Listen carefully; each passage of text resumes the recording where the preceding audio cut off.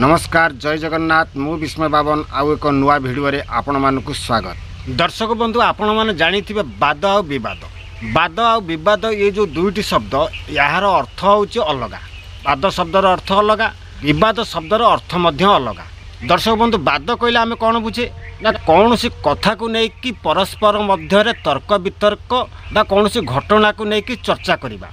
उदाहरण स्वरूप आपण माने समस्ते बादीपाला विषय रे जानिथिबे। गोटे मंच रे दुईटी गायक पाला परिवेषण करती। ज्ञान चर्चा को नहीं कि तांको भीतर चले बाद, अर्थात कौनसी ज्ञान चर्चा पर आलोचना बा तर्क वितर्क को नहीं कि कुआ जाए बाद। तबे विवाद कहले आमे कोन बुझे ना विवाद कहले आमे एया बुझे परस्पर मध्य कलह, मनोमालिन्य, झमेला झाटी कौनसी घटना को नहीं कि हो, कौनसी काम धंदा को नहीं कि हो, जदि दुईक भितर मनोमालिन्य घटे, झमेला झाटी हुए ताकू कुआ जाए विवाद बोली।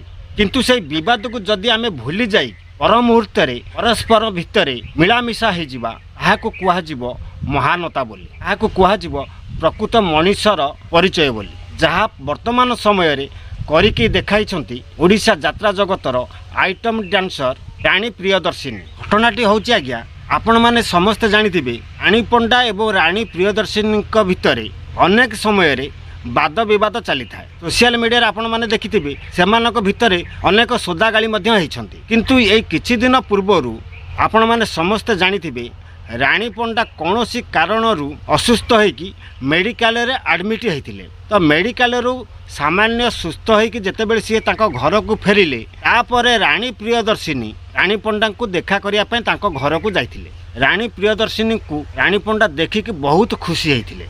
उभय भितर अनेक समय कथबार्ता चलला। रानी प्रियदर्शिनी रानी पंडांकर भल मंद कथा बुझिले एवं भगवान को निकट में तांकर आशु आरोग्य कामना मध्य कले। जितेबाला रानी पंडा को देखा कर सारिके रानी प्रियदर्शिनी फेरिले तांको किछि मीडियार बंधु माने प्रश्न कले, आपण भितर तो अनेक आगरू मनोमालिन्य थिला, झमेला झाटी होइतिला, तो आपण किपरि तांको देखा करिया को गले। मीडिया बंधु मानकर ये प्रश्न रे रानी प्रियदर्शिनी उत्तर देले जे काम धंदा को नेकी आम भितर मत पार्थक्य होइतिला सत, तार माने नुहे जे कौनसी जड़े जनाशुना व्यक्तिटीए देह मुंड खराब रे पड़िबो ताकू जाइकी देखा करवानी बोली। रियल लाइफ एवं रियल लाइफ भितर अनेक फरक। रियल लाइफ को रियल लाइफ सहित जोड़ाटा ठीक नुहे बोली तांकर कथा शुणिकी समस्त मीडिया बंधु माने चुप हो जाइथिले। प्रकृति रे आज्ञा रानी प्रियदर्शिनी जहाँ कहले ता मध्य ठीक।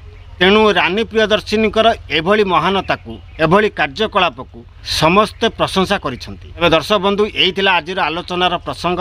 ए बाबत रे आपण मानकर मतामत कोन निश्चित भाव कमेंट माध्यम जणाइबे। आ जदि वीडियोटी भल लागिता ताले वीडियो को लाइक शेयर करबा सहित चैनल को सब्सक्राइब करी घंटी बटन दबे ऑल नोटिफिकेशन को ऑन कर देबे। तो वर्तमान पई रहउची नमस्कार जय जगन्नाथ।